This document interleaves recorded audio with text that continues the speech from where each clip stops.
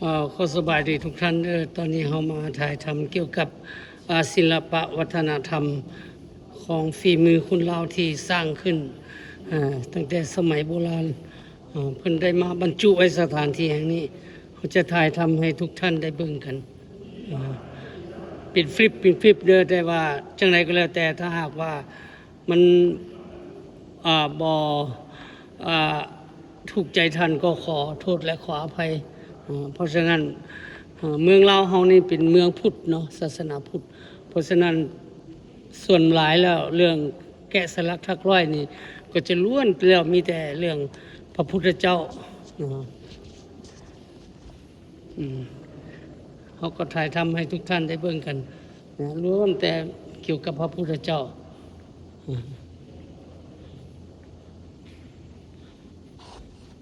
นี่ก็ทางเข้าอีกตอนหนึ่ง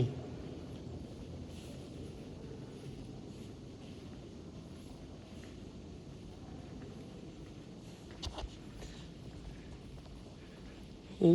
งามหลายเห็นป่ะพี่น้องล้วนแต่ฝีมือคนลาวเฮาจังไรแต่ฝากไว้กับทุกท่านอันนี้ก็จะมีเกี่ยวกับเรื่องการเป็นมาถ้าผู้ใดบ่ได้มาก็อ่านตรงนี้ก็ได้โอเค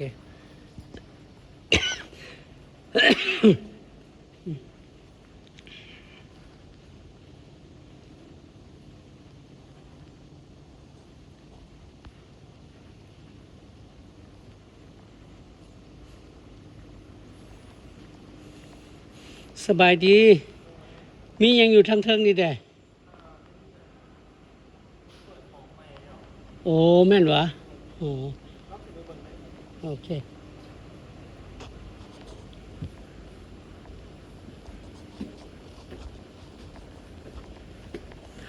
ทางนี้เพิ่นห้ามเข้าไปหรือว่า